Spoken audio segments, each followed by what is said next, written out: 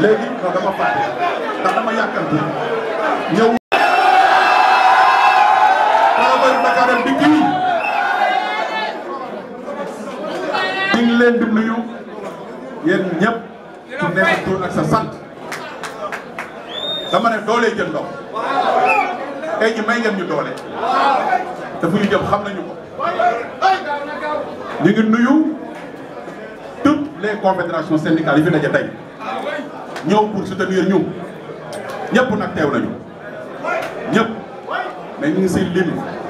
notre camarade Ablaye Fati di si lim le secrétaire général Mamadou Goudiaby di nuyu aussi suñu camarades secrétaires généraux yi muy SG Diatta Fall di SG Ali Badara Konaté di SG Mbaye Diaw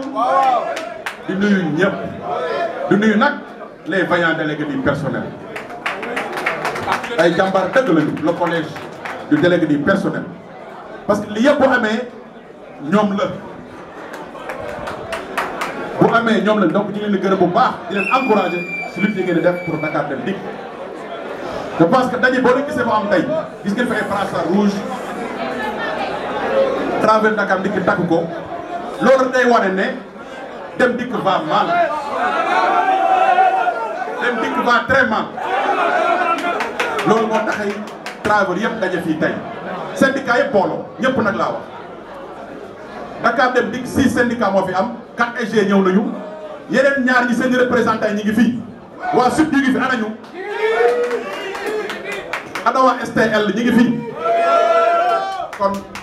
syndicat Dakar Dem Dikk ñu ngi fii mu leer nañ kon ñu ngi si sant yàlla bu baax a baax Dakar Dem Dikk nag comme lu ñuy wax dafa taxawee ñaari tànk am na loo xam ne nii mbiru état la am na loo xam ne nag mbiru directeur général bi dirigé par le directeur général Mohamed Omar Boun Khattab Sylla dina ñëw si yëpp ku nekk nag am nga sa jër dinañ ko wax mu leer nañ mbiru état bi li si wax mooy augmentation des salaires yi ñu gis ne mooy yokk salaire yi ñu gis ne Macky Sall defal na ko ñëpp de 100 000 francs à 500 000 francs te ba mu koy def sax daanaka nit ñi xeexuñu xeex yu mel nii à part les enseignants ñun dañoo jàpp ñu ne travail bi dañoo fàtte te loolu duñ ko nangu malgré que mi ngi accompagné mais jàpp nañ ne daf ñoo fàtte ñi ko koy fàttali duñ def di ko si fàttali ba mu saafara augmentation salaire bi nga xamante ne tey travailleur Dakar Dikk moom la ñuy xaar si moom. dinañ ko revendiquer seen xel na dal dinañ ko xeex ne seen xel na dal ba ñu am une augmentation waxuñu augmentation ndaw de augmentation bu rëy pour jox ko ci augmentation daa si ñëwaat en fin de discours ñu jàll si benn point toujours l' état du Sénégal mooy di 100 000 logements kooku aussi dañ jàpp ne Macky Sall daf ñoo fàtte programme 100 000 logements yi ñun waa Dakar Dem Dikk dañ koo bëgg ndaxte boo leen xoolee travail Dakar Dem Dikk fii la ñuy liggéey si Dakar ñëpp dañuy jóge si région yi ñëw fii di loué pratiquement 100% des travailleurs dañuy loué loolu moo tax aussi ñi ngi koy rappeler président bi dañ ko revendiquer dinañ ko réclamer ba ñu boole ñu si programme des 100 000 logements sociaux yi loolu aussi bëgg nañu mu leer léegi nag ñu ñëw tuuti jàkkaarloo ak Omar Boun Khattab Sylla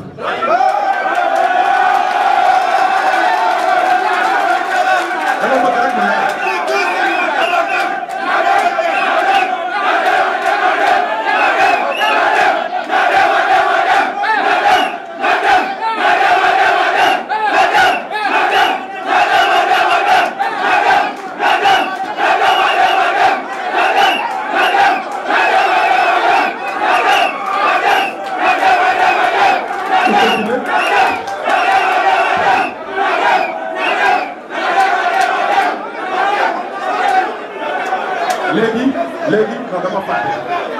yàkkamti ñëw si le directeur général mais bala may ñëw aussi dañuy wax si wàllu kaar yi loolu mbirum état la tamit wàllu kaar yi ñaari at ñi ngi dikk Dakar dem dikk ay kaar président de la république nee na balaa année bi jeex kaar dina ñëw directeur général bi nee na balaa année bi jeex kaar dina ñëw mais dama ne ñun dañu mënul xaar dañu soxla suñuy kaar mu gaaw a ñëw te loolu aussi dinañ ko dox dinañ ko revendiquer ba bu doon ñëw dans 2 mois mu ñëw dans 1 mois wala dans 15 jours bu doon ñëw dans 3 wala dans 5 mois mu ñëw dans 2 mois wala dans 1 mois na leer léegi dama ne Omar Boun Khattab Sylla li ñu koy wax mooy na for na fay boru travailleur Dakar de Dikk yi loolu wax nañ ko c'est sans délai loolu amul négociation mu leer dañu xëy fay coopérative d'habitat yi bi nga xamante ne ay centaines de millions la leen yoreel plus de 20 mois versé wuñu coopérative d'habitat yi boobu moo si gën a sensible ndaxte tey président coopérative d'habitat yëpp ñi ngi jox ay rupture de contrat ak promoteurs yi ndaxte nit bu la dencalee suuf nga war ko versé nga toog ñaar fukki weer versé woo ko kooku da lay jébbal say këyit nga dem feneen te loolu ñun travailleurs tooñuñu ko ndaxte ñun ñi ngi faj ñi ngi chaque weer ñi ngi précompté travailleurs yi kon nañu jox suñu xaalis loolu du lu ñuy ñaan nañu fay suñuy bor nañu fay suñuy bor loolu amul négociation mu ne amul négociation et c'est sans délai de même que les prestations familiales 18 septembre bii di ñëw mooy nekk 5 juróomi prestation familiale mun naa jël seede bu mu dugg ñaari naka la 6 la ñu wax 18 kon mun naa jël seede bu mu dugg ñaari loolu musul am Dakar rek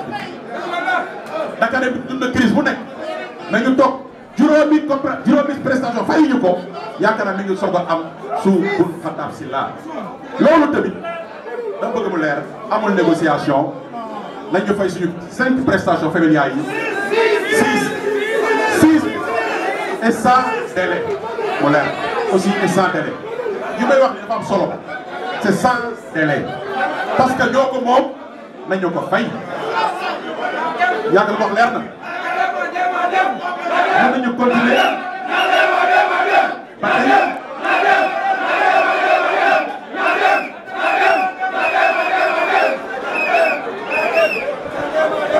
ñu continuer ba tey si réclamation yi dafa am yoo xam ne nii je pense bu ñu koy wax tey Mamadou Goudiaby daf si am part muy la ñàkk jariñu yaakaar na xeexoon na ko xeex bu mag fii dina si ñëw peut-être loolu tamit tey jii c'est une exigence parce que depuis le directeur Moussa Diagne lañu signé woon pour l'application des échelonnements mooy maanaam ni ñuy mën di avancer ak évaluation du personnel def nañ ko bu yàgg loolu de mooy l'application pour nit ñi di mën a avancer maanaam tey boo nekkee benn catégorie chaque 2 ans sa salaire day yokk loolu moo indi blocage bi tey boo xam Dakar bi kenn salaire bu kenn mën na yokk tey donc bu ñu appliquer les évaluations li ñu tuddee ñàkk jëriñu tey jii tey toll nañu feneen tey salaire yokku na mais loolu aussi c'est une réclamation maanaam loolu droit la dañ koy fokk di jël ko jox ko travailleur beneen bi mooy différentiel 44 heures boobu tamit il sera à l'aise mais fu mu nekk mooy différence li ñu koy fay mooy les 44 heures c'est mal calculé boo leen xoolee ma jël benn exemple bulletin receveur bi tey boo leen xoolee différentiel 44 heures mooy bande bu nekk suuf 7000 et quelques la ngeen di fay te selon nos calculs war na nekk au minimum 15 000 francs loolu aussi c'est une réclamation dinañ ko xeex dinañ ko dox jël ko jox ko travailleur yaakaar naa ne tey kër gi li ci gën a am problème tey mooy injustice bi nga xam ne ñu ngi koy dund. dama ne ma joxe benn misaal bu leer dafa mel ni ñun waa Dakar Ndik dañuy teg suñu mbann ceeb def si ay ginaar togg ko ba mu ñor ñu yàq ñu war ko séddoo lekk ko ñeneen jóge fële ñëw omax ñu jël lekk loolu mooy les plans de carrière le parachutage dañ koy xeex dootu fi am yooyu moom dama bëgg seen xel dal kenn dootu jël si àll bi fii recrutement dootu fi am dama bëgg lu mu leer nañ loolu moom dootu fi am loolu dootu fi am nañu promouvoir enseignants yi fi nekk nañu promouvoir ñëpp nañ ko def mu jàll ñëpp gaaw wàcc ñëpp gaaw ay promotion ku nekk li nga am nga jël ko mais dootuñ nangu nit toog 15 ans di xaar benn poste ne kii kat bu jógee fii retraite mooy poste vacant yi maa fara dem nga xëy gis fa ku bees tàq ñëw licenciement yi loolu dootuñ ko nangu ak lu mu mën a doon si injustice dama ne dama bëgg mu leer rek lu ñuy wax fii parce que boo leen gis ñu jël suñu doole ànd tey nekk benn dañu ne fii doon zéro injustice boobu mu leer à Dakar Dem Dikk dalal xelu travailleurs yi à partir de maintenant condition de travail sax dama ko jëlale condition de travail dama ko jëlale Dakar Dem Dikk da ngay gis benn car buy daw receveur bi ndox mi buy taw ndox mi day siit si biir car bi da ngeen di gis gaar yi ngeen xam ne boo leen fa demee doo leen amoo leen foo leen tuuree ndox amoo leen foo leen lekkee exemple restaurant Jëppal baa ngi dañ koo tëj te loolu rafetul travail fan la ñuy lekkee amuñu ko fu ñu tur nag amuñu ko te daanaka 80% gaaru Dakar Dem Dikk yëpp loolu la ñu mel boo demee si atelier yi loolu moo fa am même boo demee si bureau yi boo fa demee loolu moo fa am dañuy sagu rek mais ñu nekk si bureau yi ñoo gën a sonn ñëpp boo fa duggee amuñ sax siège ñu toog moo tax bu ñuy dañuy lancer appel à tous les travailleurs de Dakar Dem Dikk fii sagu moo fi am mais ñëpp a sonn fii sagu moo fi am kese mais ñëpp a sonn di dalal seen xel nag ne leen le combat ne fait que commencer da ngeen yàkkam dégg naa fi ngeen waxee da ngeen yàkkam mais dama ne le combat ne fait que commencer à partir de maintenant lii mooy premier acte bu ñuy poser pour la résolution définitive de tous les problèmes de Dakar Dem Dikk yépp nag la ñu wax fii la ñuy doog a tàmbalee fii te dootuñu arrêté incha allahu rabbi dinañu xeex tous vos problèmes dañ ko xeex à partir de lundi dinañ continuer les plans d'action jusqu'à la résolution maanaam yuy wax fii yëpp ba ñu réglé ko yëpp lu si mën a xaj nag dina si xaj xam nga ñun dañu ne lu si am solo mooy amul dellu ginnaaw on fonce sur la direction générale on fonce sur l'état du Sénégal pour la résolution maanaam jafe-jafe travail Dakar Dem Dikk yëpp ñu boole ñu faj ko fu may tëjee ma ñëwaat tuuti si augmentation de salaire lu tax ma wax loolu mooy ñun ay travailleurs lañu dama ne travail Dem Dikk ñëpp a sonn ñëpp a sonn ñëpp a sonn ñëpp dama bëgg tey jii boo leen seetloo amul benn travail boo xam ne nii boo demee banque boo fayee ko di nga jëm jël sa jël sa benn kilo yàpp am na fi wala amul kon nag moo tax dama ne ñun ay yokkute la ñuy laaj dama lépp luy injustice fii lu ñu personne benn débat dama ne wax ci dafa tëju dama ne lépp luy injustice si kër gi lépp nag laa wax dinañ ko xeex ba am si ndam zéro injustice à Dakar Dem Dikk bu ñu yàkkamte fu ñu jëm mooy gën a neex ndànk-ndànk rek lii premier acte kese la te amul recul donc maa ngi remercier tous les travailleurs de Dakar Dem Dikk seen mobilisation bi nag continuer mobilisation bu mu taxaw ñun daal suñu réclamation wax nañu yaakaar naa ne du dugg ci nopp ku dëx fu ñu jëm nag je pense que ñëpp xam nañu ko dootuñu taxaw tant que fajuñu suñu revendication yëpp donc maa ngi gërëm travailleurs yi yëpp di leen sant bu baax a baax je pense que c'est très clair. Masseck Ndiaye secrétaire général du syndicat de Mbour porte-parole du cadre unitaire et des collèges d'élèves du personnel.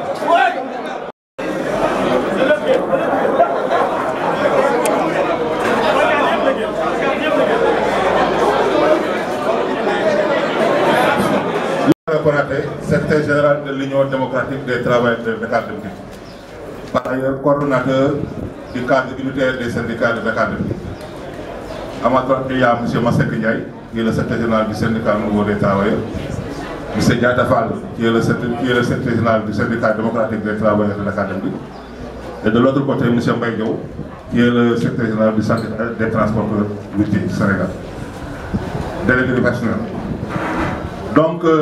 nous allons faire la déclaration de presse en français. Après, le secrétaire général, Masek Ndiaye, du SNT, se chargera de vous faire la déclaration en Wolof. Donc, chers camarades, vaillants travailleurs de Dakar Dem Dikk, nous nous sommes réunis aussi aujourd'hui en Assemblée générale pour faire face aux Sénégalais et informer l'opinion publique de la situation catastrophique que vit notre entreprise. Et une précarité inimaginable dans laquelle les travailleurs sont plongés depuis quelque temps, malgré les efforts consentis par l'État pour sauvegarder la pérennité de l'entreprise. Chers camarades, l'État du Sénégal, notre employeur a augmenté considérablement les salaires des agents de l'État en ignorant royalement les agents de l'entreprise publique de transport Dakar Dem Dikk.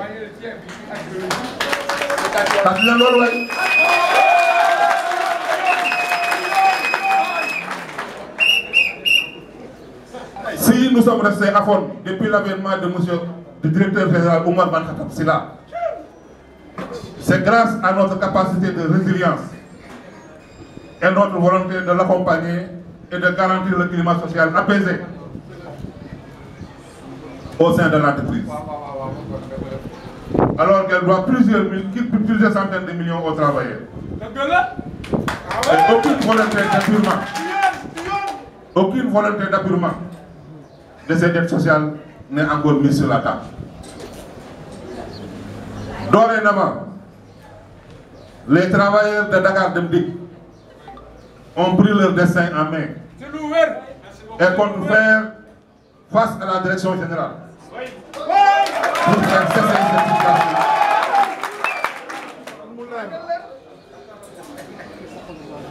Compte faire face à la direction générale pour faire cesser cette situation qui n'a que trop duré. Revendications et réclamations. Vu la conjoncture aujourd'hui,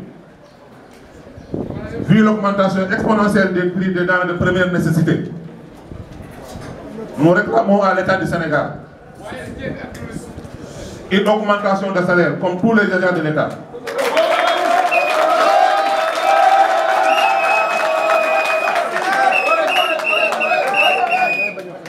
Et là, je dis que c'est une condition non négociable pour un retour.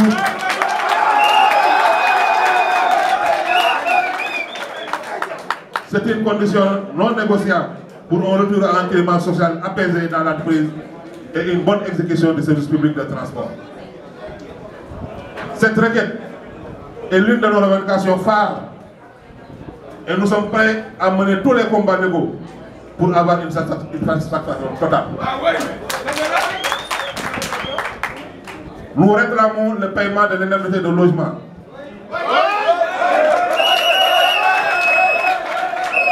Je dis bien, nous réclamons le paiement de l'indemnité de logement.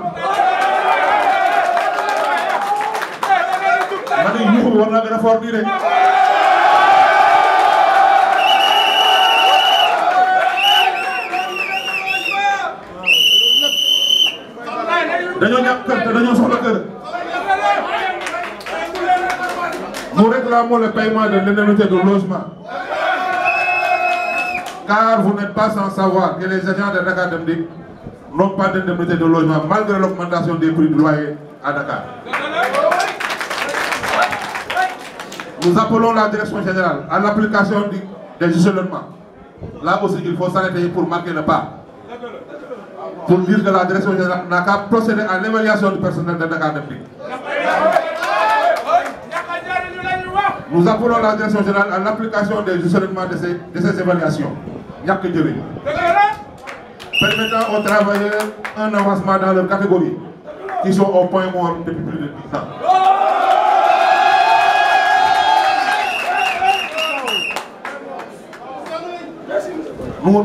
Nous réclamons la correction et le paiement du différentiel des 44 heures. Au moment où beaucoup de travailleurs font 40 heures par semaine. Certains à Dakar Dem Dikk font 44 heures. Et les 4 heures supplémentaires sont sous-évaluées et ne sont pas payées correctement.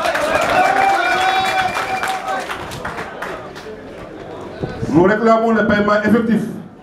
de 5 trimestres de prestations familiales. Je dis bien, nous réclamons le paiement de 5 trimestres de prestations familiales. Nous réclamons le reversement de nos précomptes pour les coopératives d'habitat depuis 22 mois. Je dis bien depuis 22 mois. Les états de reversement pour les coopératives d'habitat ne sont pas payés, ou bien sont payés de façon incorrecte. Donc nous demandons vraiment à la direction générale de faire des efforts supplémentaires pour cela, car nous avons besoin de nos coopératives d'habitat et de nos loyers. Nous réclamons une inscription au programme de 100 000 logements pour les travailleurs de Dakar Dem Dikk. Vous savez que le gouvernement a inscrit un programme dénommé 100 000 logements. Et les agents de Dakar Dem Dikk n'en font pas partie. Aujourd'hui, nous réclamons solennellement pour que nous fassions partie de ce programme. Nous réclamons les reversements à l'IPRES, le paiement des associations et autres sommes, tout argent précompté sur le bulletin des salaires des travailleurs et non reversé pendant plusieurs mois et qui avoisine les centaines de millions.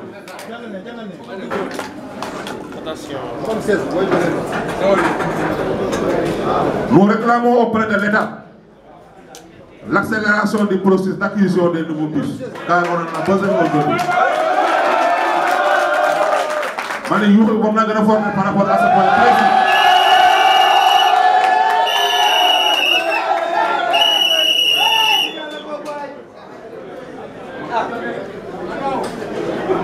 Nous réclamons donc auprès de l'État l'accélération du processus d'acquisition des nouveaux bus pour le renouvellement du parc automobile actuellement inexistant et la réfection des gares et dépôts qui sont très délabrés. Enfin, nous appelons le directeur général, M. Oumar Bon Khattab Sylla, au respect du plan de carrière des travailleurs. Je dis bien au respect du plan de carrière des travailleurs. Il avait prétexté la situation difficile que vit la boîte. Mais ceci ne l'empêche pas de recruter à tout va. Alors que le prétexte ne peut plus prospérer. Qu'il cesse de s'inscrire dans les pratiques aux antipodes de vos managers, où le dernier venu dans l'entreprise est parfois le mieux servi. C'est inacceptable. Parce que tous les postes vacants des cadres et agents intermédiaires durant les années ont été donnés à des novices et des proches. C'est pas normal. Inacceptable. C'est pas normal. Des novices parachutés et mis devant les anciens d'entreprise, les anciens de l'entreprise, créant des frustrations et des blocages aux perspectives d'avancement des travailleurs dans les différentes directions. Chers camarades, chers compatriotes, en somme, sauvons Dakar Dem Dikk, sauvons notre patrimoine national, le frelon du transport public de masse. Je vous remercie.